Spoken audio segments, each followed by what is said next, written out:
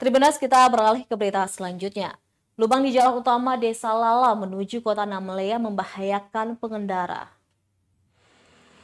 Jalan berlubang di pertigaan antara Desa Namlea, Desa Lala, dan Pasar Tatanggo membahayakan pengendara jalan.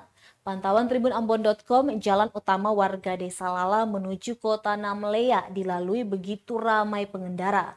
Hal itu pun membuat pengguna jalan harus ekstra berhati-hati setiap melintas. Keberadaan lubang itu sudah berlangsung kurang lebih 3 bulan. Namun sampai saat ini belum terlihat ada dilakukan perbaikan atau penambalan, sehingga lubang jalan itu semakin hari semakin membesar. Saat warga melintas, mereka terpaksa harus memilih melawan arus atau bagian pinggir jalan, sehingga roda kendaraan warga yang melalui jalan ini seringkali terperosok ke lubang jalan, bahkan khususnya pengendara sepeda motor sering terjatuh. Anehnya kerusakan ini sudah sejak lama namun belum ada tanda-tanda adanya perbaikan dari instansi terkait.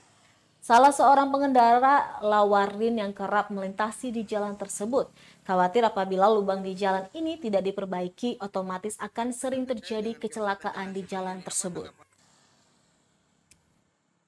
Terkait dengan kerusakan jalan seperti ini, apa tanggapan Bapak selaku pengendara, Pak, atau pengguna jalan?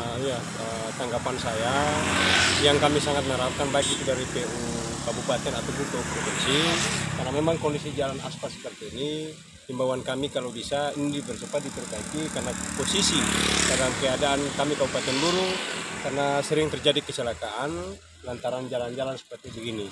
Jadi itu yang kami sangat harapkan, mudah-mudahan barangkali dalam jangka 1-2 hari atau 1-2 bulan dan 1-2 tahun ke depan jalan-jalan seperti ini sudah bisa diperbaiki.